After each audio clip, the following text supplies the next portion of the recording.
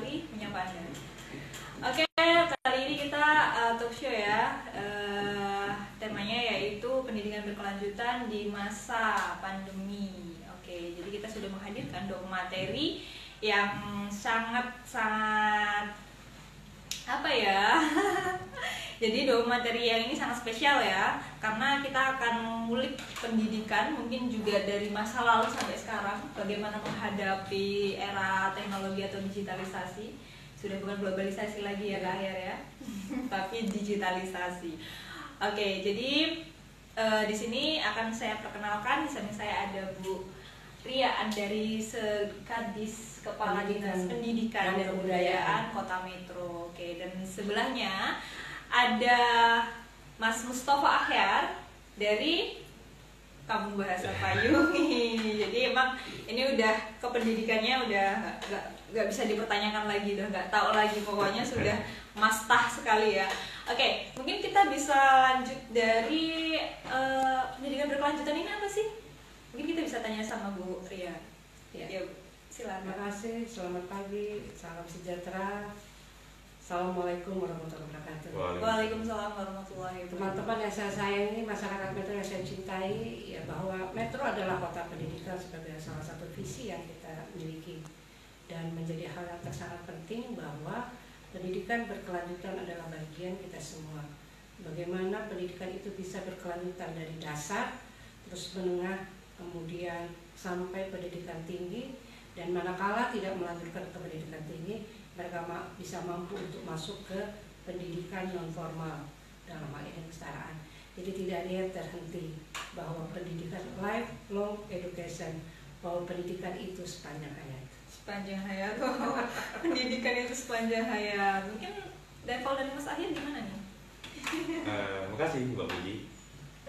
Menarik ya, karena bahasan tentang berkelanjutan itu seakan-akan sekarang tuh semua aspek itu dikaitkan dengan keberlanjutan gitu ya, sustainability gitu ya. Jadi ya ngobrol-ngobrol tentang keberlanjutan sebagaimana berkaca kepada konsep-konsep lain atau sektor-sektor lain gitu ya, bagaimana kita sebagai pelaku, sebagai subjek maupun objek dari pendidikan itu bisa memandang bahwa pendidikan secara sistem atau secara konsep itu bisa bertahan hari ini dan di masa yang akan datang. Bisa 10 tahun lagi, 30 tahun lagi, 50 tahun lagi. Bagaimana sistem yang kita punya itu bisa menghadirkan pendidikan yang berkualitas bagi semua warganya. Dan terkhususnya nanti kita akan diskusikan bagaimana sih konteksnya ketika di Metro seperti itu. Jadi mungkin saya lebih ke itu ya tadi, jangka panjang atau jangka panjangnya, sustainability, atau mungkin lebih ke kerucut ke Metro atau lebih ke Indonesianya, nasional nih. Mudah-mudahan bisa sampai ke Indonesia ya. Mungkin bisa lebih luas lagi ya, Yeah. Nggak yang di Metro, tapi Metro tetap dikhususkan ya nanti bagaimana pendidikan selanjutnya. Oke. Karena ya sih Metro ini memang kota pendidikan ya Bu ya. Jadi ya bagaimanapun di luar covernya itu juga harus terlihat bagaimana Metro itu memunculkan karakter pendidikannya sendiri. Tapi Bu, kalau seumpamanya sebenarnya angka penduduk sekolah yang di Metro ini meningkat, menurun atau bagaimana? Meningkat ya, sesungguhnya bahwa angka putus sekolah kita juga cukup kecil, walaupun tetap ada, dan anak-anak yang putus sekolah ini hampir rata-rata mereka yang memang tidak punya keinginan lagi untuk bersekolah. Jadi secara angka partisipasi murni, angka partisipasi kasarnya kita berada di angka 100% ke atas ya. Dan ini hampir semua karena pemerintah juga sudah menerapkan wajib pendidikan dasar. Malah tadinya 9 tahun, malah sekarang berkembang menjadi 12 tahun. Jadi wajib. Tidak ada anak usia sekolah yang tidak bersekolah. Apalagi kalau untuk di negeri itu dimungkinkan anak bebas biaya sekolah, karena sudah tercover dengan bantuan operasional sekolah.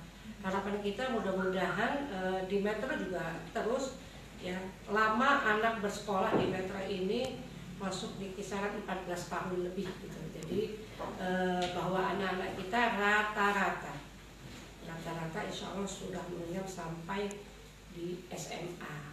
Jadi hanya kecil sekali yang tidak bersekolah, dan itu juga karena si anaknya yang nggak mau Ya nggak mau bersekolah. sekolah gitu ya. Bisa jadi kayak faktor ekonomi atau faktor apa itu? Ada juga, ada faktor ekonomi, ada faktor anak ingin membantu orang tua juga, ada yang anak ingin mencari pengalaman lain karena di lingkungan sekitarnya banyak anak-anak yang sudah posisinya sudah bekerja. Oke, sudah bekerja. Tapi memang ya sejauh yang saya tahu juga mungkin sekolah ini saat ini seperti sudah tidak dibutuhkan lagi gitu, karena mungkin dari dulu mindset kita itu adalah sekolah untuk mencari uang.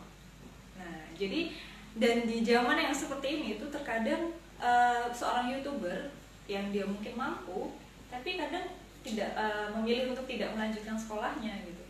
Menurut dia ilmu itu bisa dicari di Google. Paling banyak itu di Google. Mungkin Mas Ayan bisa menyikapi hal itu. Ya, oke, cuma kalau di saya agak kurang pendapat bahwa sekolah tidak dibutuhkan lagi, itu agak kurang sependapat ya. Karena sesungguhnya di masa pandemi ini sekarang ini yang kita sudah rasakan 7 bulan anak-anak tidak bersekolah, ternyata keinginan anak untuk bersekolah itu luar biasa. Jadi baru kita berasa bahwa peran guru itu teramat sangat, karena orang tua juga kewalahan. Jadi mungkin ada yang sekian persen yang memang anak-anak kita yang memang punya kualifikasi yang alam, teknologi bisa banget, tapi masih sebagian besar anak-anak kita, keluarga kita khususnya masih membutuhkan sekolah. Dan mudah-mudahan ini sekarang kalau saya lihat di kacamata kita pemerintah 7 bulan ini, 8 bulan ini terlihat orang tua ternyata kewalahan Sekali ya dia di rumah masing-masing. Itu dia, ini dari saya. Saya bisa dilanjutkan? Menarik ya pertanyaannya Mbak Uji. Tadi kaitannya dengan pernyataan tadi betul juga, itu bisa diperdebatkan ya.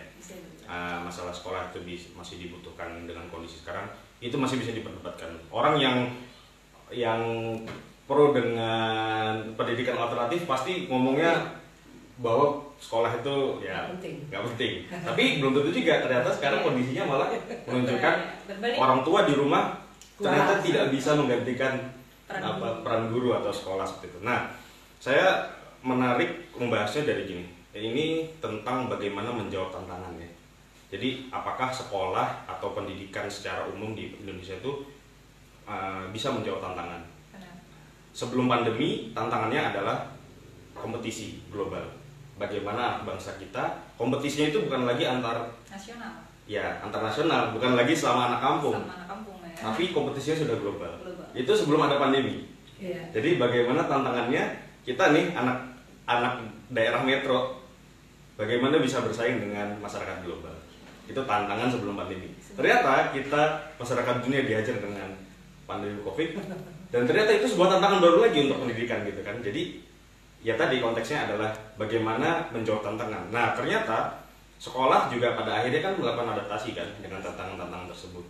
Dan dari munculnya tantangan zaman atau tantangan tadi, itu akhirnya banyak bermunculan ide-ide tentang pendidikan baru ya, yang sifatnya kalau saya menilainya sih lebih komplementari ya. Dia melengkapi fungsi sekolah, bagaimana anak-anak bangsa itu tetap bisa belajar, tetap bisa mengakses pendidikan walaupun mereka secara fisik tidak bisa hadir ke sekolah.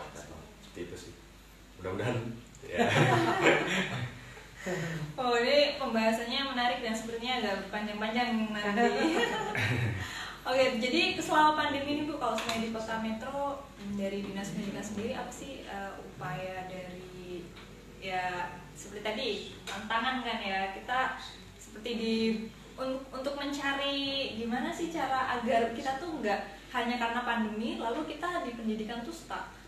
Dan mungkin bisa jadi kan ya, bukan tidak mungkin ketika anak itu tidak sekolah dan di rumah dan orang tua yang kewalahan di samping kerja, itu kan mungkin agak berkurang ya Bu ya dalam menyerap ilmunya. Mungkin ada upaya-upaya dari Dinas Pendidikan Bu mengatasi. Jadi emang betul ya, 8 bulan ini sebenarnya untuk sektor pendidikan luar biasa buat kami yang berada di sektor pendidikan ya. Kita akan lihat ya, yang tadinya anak punya durasi sekolah dari Senin sampai Jumat ya, kemudian dari pagi jam 7 sampai jam 12 bahkan sampai jam 2, tiba-tiba sekarang stuck selama 7 bulan. No. Mereka dihadapi untuk daring yang selama ini nggak pernah dilakukan. Dan si guru sendiri juga kita bisa hitung lah berapa guru kita yang mampu menggunakan teknologi, karena daring ini membutuhkan teknologi, membutuhkan kepiawaian seorang guru bagaimana bisa mengajar itu menarik. Kalau dia menggunakan pola-pola lama yang sudah dia lakukan selama ini dan dilakukan pada saat pandemi ini, dipastikan daringnya tidak akan berhasil. Dari 20 murid mungkin yang akan aktif mendengarkan materi si guru itu mungkin hanya 50%. Ini tantangan kita ya, luar biasa sebenarnya. Kemudian guru juga otomatis ya, mereka juga terkungkung. Kalau guru yang tidak memiliki inovasi ya dia akan diam, dia nunggu selesai memberikan materi-materi yang ini. Kita saya sudah mulai dari awal merombak ini, bagaimana sekolah ya, senternya ada di sekolah. Ini tadinya daring ada di rumah, kita rombak daring ada di sekolah. Saya ingin betul-betul bahwa proses pembelajaran daring ini itu betul-betul terpantau oleh sekolah, jadi tidak ada lagi pola asal-asalan lah. Sesungguhnya Dinas Pendidikan pemerintah Kota Medan udah mempersiapkan tatap muka itu di September, karena itu dimungkinkan zona hijau dan zona kuning. Menurut Pak Menteri Pendidikan Pak Nadiem Makarim dan Pak Mendagri bahwa dimungkinkan untuk tatap muka. Tapi karena kita lihat perkembangan ini terus berkembang naik, bagi kami keselamatan anak itu di atas segala-galanya, sehingga kita tetap daring. Kemudian yang kedua ya, kita setelah saya melihat kondisi seperti ini, harus kita memang harus cepat merubah, cepat melihat situasi, cepat mengadakan perubahan. Kurikulum pun yang kita adakan adalah kurikulum darurat, karena kita tidak mungkin menggunakan kurikulum yang sudah ada. Kita harus menyesuaikan. Kalau anak suruh belajar matematika 1 hari daring 2 jam, maka akan mumet kepalanya. Guru mumet, anak mumet, akhirnya nol. Nah, yang kita adakan sekarang ini adalah kurikulum darurat disesuaikan dengan kebutuhan anak masing-masing. Jadi kita tidak lagi menghitung seberapa sih ketercapaian kurikulum pada anak, tidak. Tapi bagaimana anak bisa menikmati masa pandemi ini tetap dalam posisi bahagia dan bergembira tanpa mengurangi proses pembelajaran yang ada. Kita sudah bergerak ini, mudah-mudahan di tahun depan di 2021 kemarin kita sudah hearing dengan Dewan, kita akan menyiapkan mungkin masing-masing sekolah ada studio mininya. Karena ternyata sekarang tidak bisa kita pungkiri teknologi menjadi nomor 1. Teknologi menjadi hal yang paling penting. Jadi kita udah dipersiapkan nanti masing-masing sekolah ada studio mini yang bisa menghadirkan seperti ini loh. Jadi nanti bagaimana si guru dengan murid juga interaksinya juga menjadi menarik. Jadi bukan guru udah duduk depan kamera terus ya tanpa senyum, rasanya anak juga tidak menarik. Jadi kita akan merubah ini, mencari inovasi-inovasi terbaru, dan mudah-mudahan kemarin kita sudah mulai bergerak. Bagaimana guru juga sudah mulai kita kumpulkan dalam kapasitas yang tidak terlalu banyak untuk menyegarkan ingatan mereka untuk bergerak melakukan pembaharuan lagi di tengah pandemi. Jadi apapun adanya pandemi COVID-19 ini tidak mematikan kreativitas kita. Mungkin sekali-sekali guru-guru nanti saya bawa ke sini lah, biar mereka melihat ya bagaimana anak muda ya melakukan terobosan, melakukan sesuatu kegiatan yang bermanfaat dan membawa pengaruh yang besar. Karena terus terang, saya udah bilang kemarin, saya baru buka kemarin acara NGMP, guru itu digugu dan ditiru. Berarti mau tidak mau dia di atas, mau tidak mau guru harus smart, mau tidak mau guru harus pintar. Manakala ini tidak mereka lakukan, ya ditinggal dong. Murid punya teman baru ini, ada YouTube, ada Google, ada segala macam ya. Ini ditinggal, dan ini tantangan kami di pemerintah bagaimana bergerak ya melakukan pembangunan. Kebetulan juga dari Kementerian Pendidikan juga kemarin sudah memberikan kuota kepada anak-anak kita, walaupun ya Pak Menteri walaupun masih ada yang belum dapat. Mudah-mudahan ini ada pembaruan yang diberikan oleh kementerian sehingga posisinya kita tetap bersemangat lah, tidak menjadi kita jadi putus asa di tengah pandemi ini, tapi justru bagaimana bersemangat tetap dengan menjaga protokol kesehatan. Oke, menarik sekali ya. Tapi sejauh ini ada kendala tidak sih? Karena kan ya sependek yang saya tahu juga tidak semua murid itu memiliki fasilitas untuk online seperti itu. Mungkin fasilitasnya bisa berupa handphone ya, Android ataupun internet itu sendiri. Nah, jadi kadang sudah berputus asa, mungkin sudah merasa berputus asa dengan pandemi, lalu jadi putus sekolah hanya karena tidak ada fasilitas. Mungkin ada nggak sih kendala-kendala? Ada. Kita juga nggak bisa memungkiri kondisi ini ya. Tidak semua lah ya murid kita memiliki fasilitas seperti yang diharapkan.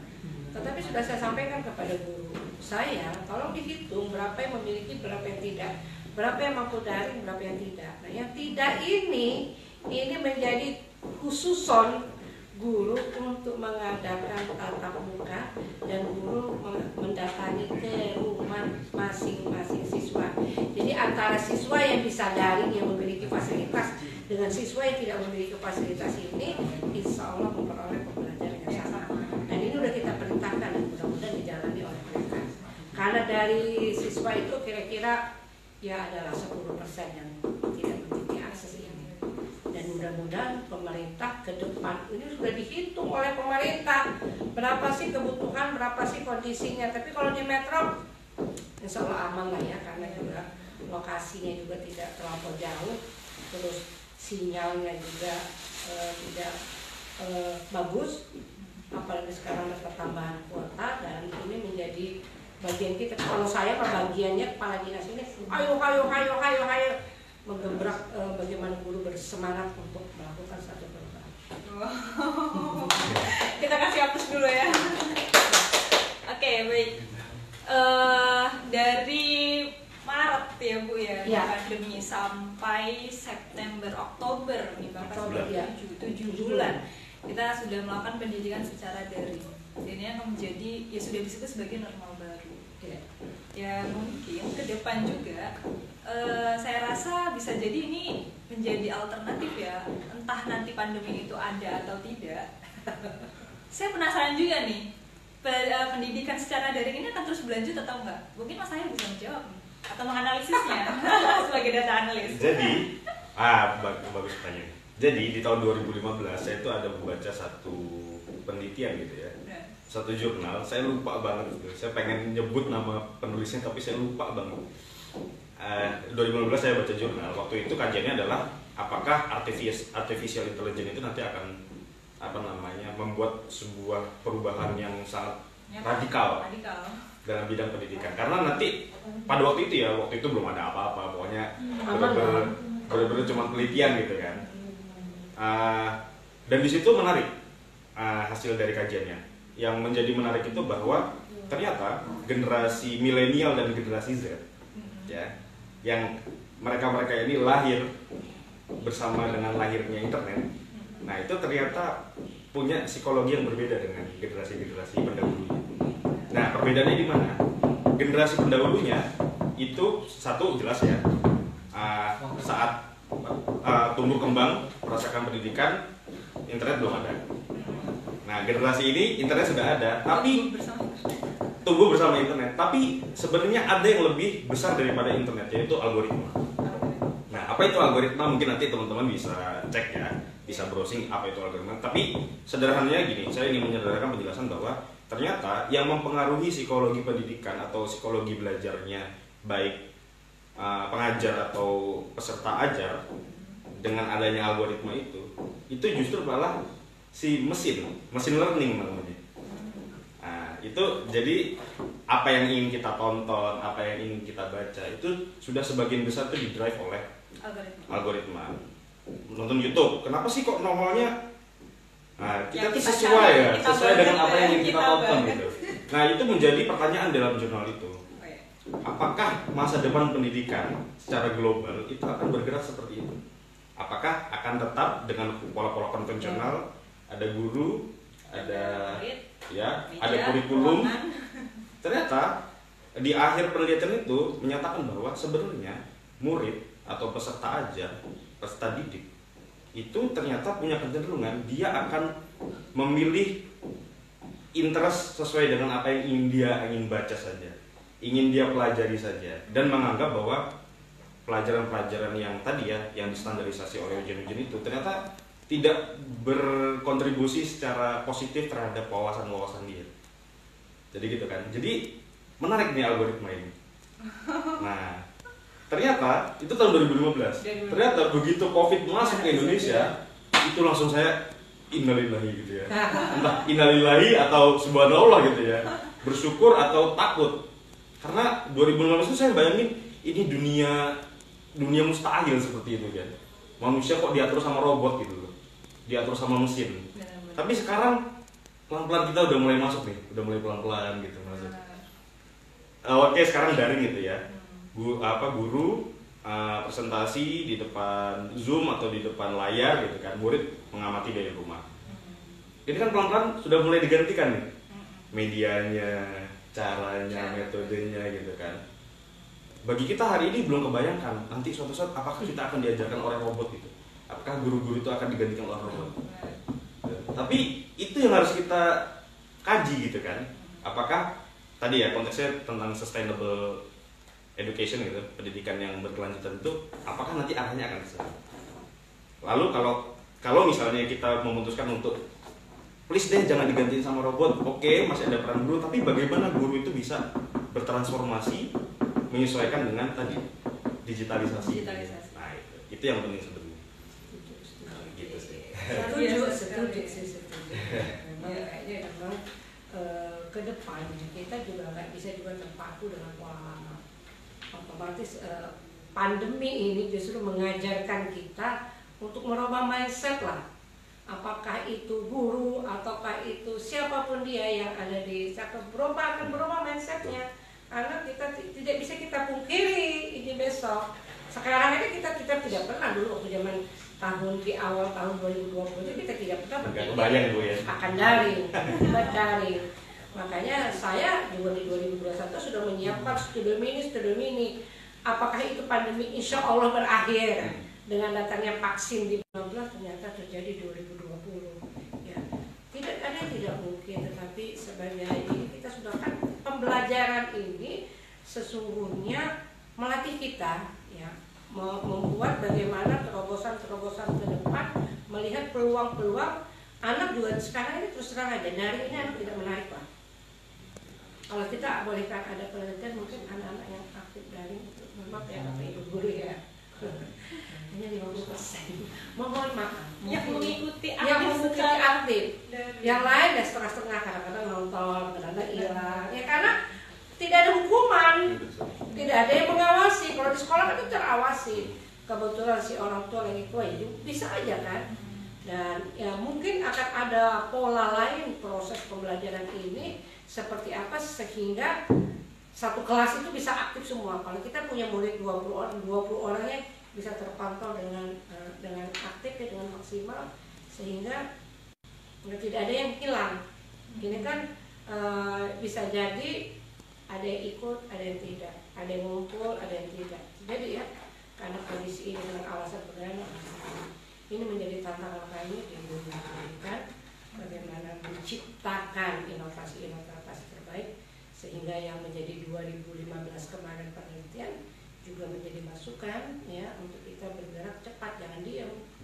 Kalau diam, waduh saya mah takut aja nanti akan kehilangan anak-anak pintar kita. Sementara 2045 Indonesia emas itu 100 tahun Indonesia merdeka harusnya sudah tercipta dari sekarang ini anak-anak yang luar biasa. Mudah-mudahan.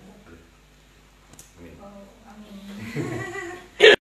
Jadi kalau dia ngajar, dia posisi di depan kelas, pakaian rapi, bersiap dengan materi, si anak menerima materi juga seolah-olah berada di kelas. Sehingga semangat sekolahnya itu tetap kita tularkan melalui daring. Nah ada yang 1-2 main ya, apa boleh buat lah. Ini kondisi yang pelan-pelan nanti kita ajak anak-anak juga.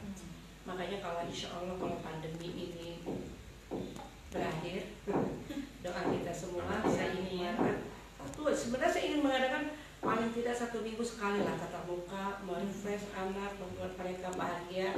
Setelah 7 bulan ya, kalau yang anak kelas 7, kalau yang kelas 7, kalian semua tidak kenal teman-temannya, belum kenal. Iya baru masuk. Makanya Baru masuk belum SMP. kenal, si guru belum kenal dengan muridnya. Nanti kita inilah mudah-mudahan bisa kita sama-sama nanti kita. Tapi dalam posisi masuk itu juga kita tidak jejali dengan pelajaran.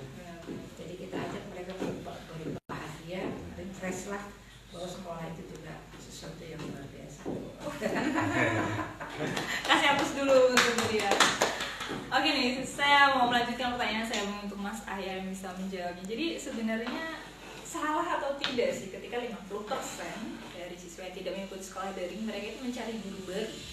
Dalam artian guru di luar sekolah mereka itu melalui media-media seperti yang lain. Salah nggak sih, atau apa sih yang kurang? Atau sebenarnya itu baik nggak? Jawabannya sebenarnya bukan hitam dan atau putih, Iya. bukan benar atau salah. Benar Tapi atau salah?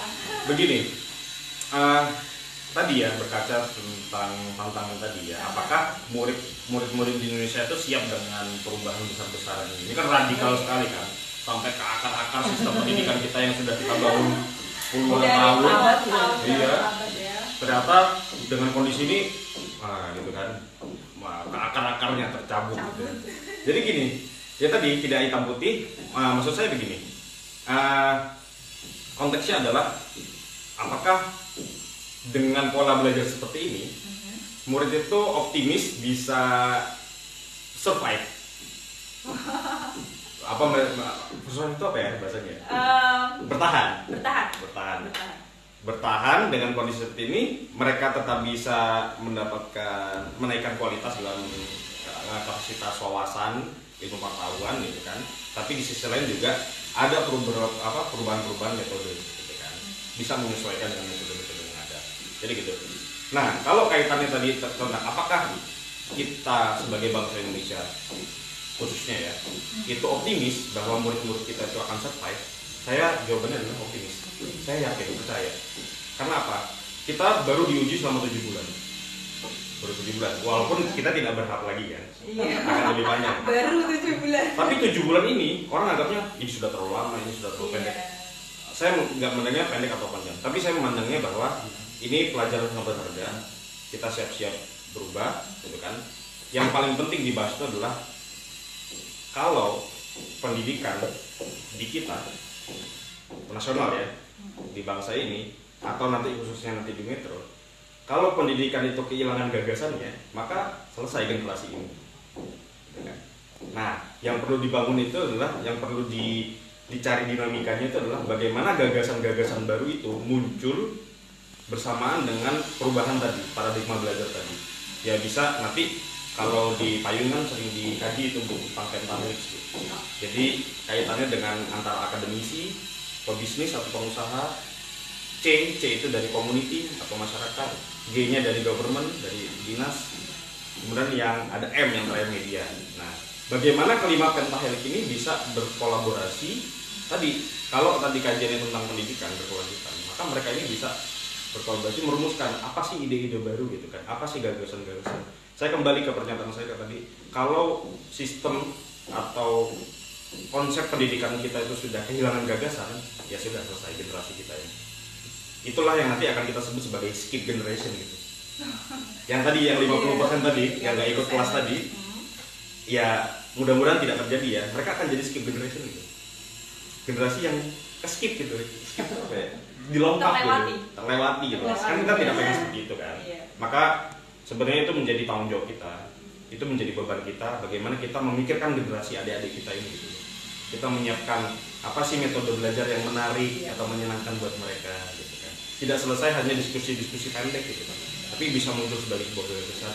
Dari gagasan nanti berubah jadi gerakan, dan gerakan itulah yang sekarang sedang digodok oleh Kampung Bahasa Payungi. Bagaimana Kampung Bahasa Payungi bentuknya sih kampung, tapi bisa nggak sih belajar bahasa, pendidikan bahasa, tapi bisa menyesuaikan dengan kondisi-kondisi tadi yang digitalisasi tadi. Seperti itu Mbak. Kirain mau dibahas lebih panjang lagi, kamu bahas tadi bisa aja nih. Ya. Salah satu alternatif. Mungkin ke depan ada kampung matematika gitu Iya, kan ya, iya. jadi lebih menyenangkan. Bahasa Inggris yang tadinya mungkin atas bahasa apa gitu kan, yang sulit kaku. Nah, ini matematika juga kita Ya, sana lagi. sesungguhnya anak-anak juga, anak-anak yang 50 tidak mengikuti daring, dia memanfaatkan yang lain selama di dalam proses pembelajaran, ya silakan. Silakan, tidak masalah ya Bu ya. Tidak masalah. Karena sekarang ini penilaian sekalipun tidak lagi menggunakan penilaian yang lama. Jadi kita untuk anak-anak yang tidak ada ujian nasional sekarang. 2021 tidak ada ujian nasional, ada namanya asesmen kompetensi minimum ya. Jadi kemudian survei karakter, jadi lebih dimudahkan lagi. Nah, anak tidak tertumpu dari akademinya, dari nilai akademinya, karena ada survei karakter. Selama apa yang dia lakukan menunjang untuk merubah perilaku dia menjadi lebih baik, itu akan mendapat poin tersendiri dari penilaian. Dan inilah yang menjadi perubahan. Kalau kami dari pemerintah menyikapi ini, saya selaku kepala dinas senang dengan anak-anak yang memang memiliki keinginan untuk terus ya mencari. Salah satunya nanti besok ini menjadi kampung bahasa lagi, kampung yang ada. Silakan monggo, karena itu juga akan dicari anak. Iya. Sekarang anak-anak itu tidak lagi terkungkung di yang ada sekarang, apalagi di masa pandemi. Selama itu bisa menjawab kebutuhan mereka, ya insya Allah. Mudah-mudahan saya dari pemerintah mendukung sepenuhnya gagasan-gagasan yang teman-teman semua lakukan ke depan. Ingat, yang itu adalah Kota pendidikan. Sukses kan kota pendidikan. Oh iya nih, Metro Kota Pendidikan ya Bu ya.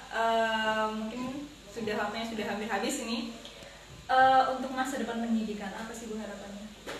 Saya berharap ya, jadi di tengah pandemi yang demikian ini tidak ada kita putus asa ya. Saya berharap insya Allah atas kerjasama kita, pemerintah, sekolah, orang tua, siswa dan masyarakat bersama-sama stakeholder pendidikan, bersama-sama kita membangkitkan semangat anak-anak kita. Bergotong royong, saya membangkitkan semangat tenaga pendidikan saya, guru maupun kepala sekolah, semuanya untuk bergerak. Tidak ada lagi lah bertepuk tangan menunggu kalau kata orang dunia tidak ada waktunya lagi. Bergerak di posisi kita masing-masing, banyak hal yang bisa kita lakukan, dan insya Allah pendidikan akan memunculkan pemimpin-pemimpin baru ke depan yang luar biasa, selain amanah, berakhlak mulia, pintar, dan menjaga NKRI ini. Oke, mungkin dari Mas Ahyar ada close statement, dipersilahkan untuk masa depan pendidikan berkelanjutan di Indonesia ya, atau di Metro. Baik, kalau bicara tentang masa depan, saya selalu berangkat dua komisi, kompetisi dan kompetensi. Nah, ini dua hal yang harus kita sadari. Kita sedang menghadapi kompetisi yang sangat global gitu ya, batas-batas negara itu sudah dihilangkan gitu kan. Jangankan sekarang bersaing bersama manusia, sekarang kita bersaing dengan robot gitu, gitu kan. Jadi kaitannya dengan kompetisi, ya kita harus sadar rame-rame bagaimana pendidikan kita masa depannya harus siap menyiapkan anak-anak mudanya, generasi mudanya untuk siap berkompetisi secara global, menjadi warga global, bukan menjadi warga lokal yang hanya menang kandang aja gitu. Itu yang pertama, kompetisi. Yang kedua, kompetensi. Nah, untuk melengkapi kompetisi tadi, karena kita akan bersaing dengan warga global tadi, maka kompetisi-kompetisi tersebut harus disiapkan. Apa aja sih kompetensinya? Banyak. Pengetahuan umum, wawasan, kemudian alat kritis dan sebagainya. Bagaimana dengan kompetensi tadi kita bisa berbaur? Bukan hanya berkompetisi, tapi kita bisa berbaur, berkolaborasi dengan warga global. Nanti barangkali kita di Indonesia tapi kerjaannya ada di Thailand atau ada di Beijing gitu kan, atau di mana gitu kan. Tapi kompetensinya harus biasa. Nah, kompetensi memang yang biasanya syarat utama itu pertama sekarang teknologi ya. Teknologi, kemudian kompetensi pengetahuan, dan yang paling penting itu kompetensi bahasa. Karena gitu kan, sekarang siapa yang tidak pakai bahasa Inggris? Iya. Bagaimana kita bagaimana kita mau berkompetisi sementara alat dasarnya nih sebenarnya bukan yang paling utama, tapi dia cuma ya modal aja. Oke. Makasih Mbak Uji, dua aja. Dua aja yang jadi kuncinya kompetisi dan kompetensi. Mungkin dari Bu Dia ada tambahan untuk menyapa murid-muridnya, guru-guru di Kota Metro. Halo semua anak-anakku, guru-guruku yang saya cintai, ya tetap semangat ya, bahwa kemajuan khususnya kota kita ini tetap di tangan anak-anak dan tangan guruku semua. Tetap semangat, jangan pernah putus asa. Sukses untuk kita semua. Sukses. Oke, baik pemirsa, kita sudah di penghujung acara. Saya minta maaf apabila banyak kesalahan atau kata. Senang sekali saya Wai Puji sudah menemani Anda selama 1 jam.